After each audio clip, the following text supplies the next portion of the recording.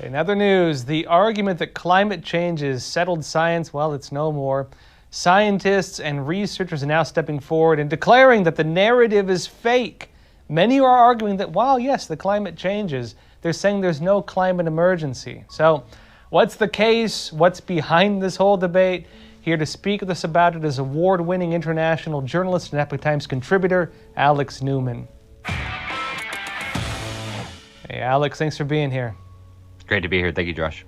So, Alex, we've been told for a long time the climate change emergency is settled science. It looks like it's no longer settled.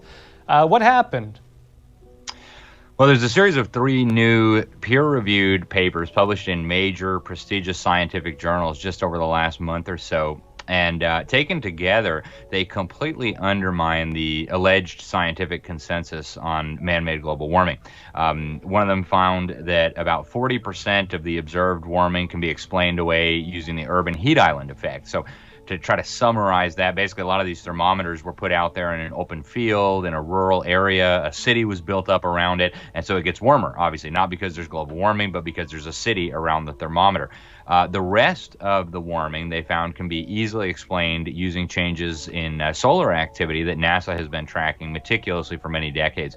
And so right now, these are in the peer-reviewed literature, and instead of responding to this, you've got the climate establishment going on Twitter and saying these guys are basically poo-poo heads and clowns and deniers. You know, at this point, you wonder, do they have a scientific response? Because if they did, they would probably write a peer-reviewed paper to refute the ones that just undermined their claims. Well, how did they get them in? You know, it's hard to get a peer-reviewed paper when it comes to these topics. What was the kind of hole in the wall that brought this about, so to speak?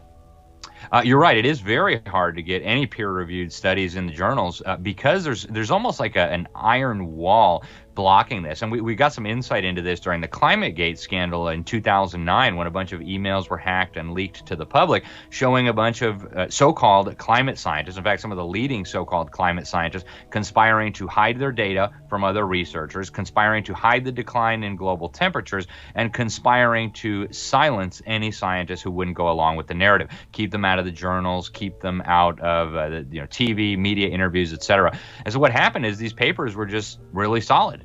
These 3 journals that published them, they're not known for being, climate denier publications, but the science was very sound. They did one special issue in the journal Climate, for example. They had some guest editors, including Dr. Ned Nikolov, who I wrote about back in 2017. They looked at this. They said, wow, this is correct as best as we can tell. So the peers looked at it, they accepted it, and this is a really prestigious team, Josh. We're talking about almost 40 scientists from around the world. The lead author, Dr. Willie Soon, one of the world's top astrophysicists, if not the top astrophysicist, he used to be at the Harvard Smithsonian.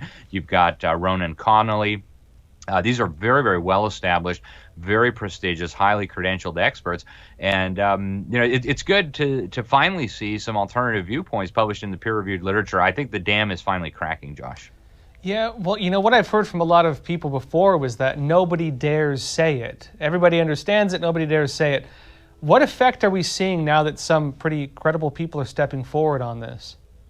That's exactly right. And I reached out to a lot of scientists for my article in the Epoch Times about this. And over again, I kept saying, I'd love to comment, but I can't because my funding is going to be jeopardized. My grant's going to be jeopardized. If I get associated with saying that these papers are important, I'm going to be, labeled and I won't be able to participate anymore in scientific debates. So there's still a very real sense that that's going on. But when you look at the scientists behind these papers, for example, Dr. Willie Soon, these are people who've now moved away from the major institutions. Dr. Willie Soon ended his time at Harvard Smithsonian last year, and they're now working independently. So they have an organization called CERES. That's the real issue, right? Any scientist who comes out and says, hey, the UN is not telling the truth, the federal government's not telling the truth, their grants are going to dry up. If they're not tenured, they're going to be at risk of losing their job. But when you take a bunch of scientists who are completely independent, who don't need federal grants, who don't need to participate with the UN, they have a lot more freedom, and I think that's what's going on here. Alex, I think for a lot of people, when they hear, hey, we've been lied to for like decades, their first question is, well, why would they lie to us? For some people, it's too big of a conspiracy, suggesting so much of the scientific community just had it wrong and maybe there was a reason behind it. What would you tell them? Well, I think there's several things at work here. First of all, I don't think it was an enormous conspiracy. Your average scientist who's not a climate scientist just said, oh, well, other scientists determined, so I'm just going to believe them. They didn't really look at this. Other scientists who understood that something really fishy was going on here, they weren't part of a conspiracy. They just didn't speak out because they didn't want to jeopardize their career. They didn't want to jeopardize their funding. They didn't want to jeopardize the possibility of going to work for the federal government in the future. But I think what happened here, the incentive structure was engineered to kind of create this artificial consensus. And I watch it happen. I've been going to these UN climate summits since 2009, fresh out of journalism school. I was in Copenhagen at the COP15. Most recently, I was in Egypt for the COP27. This was about 9 months ago. And in a couple months here, I'll be headed to the United Arab Emirates for the next one, the COP28.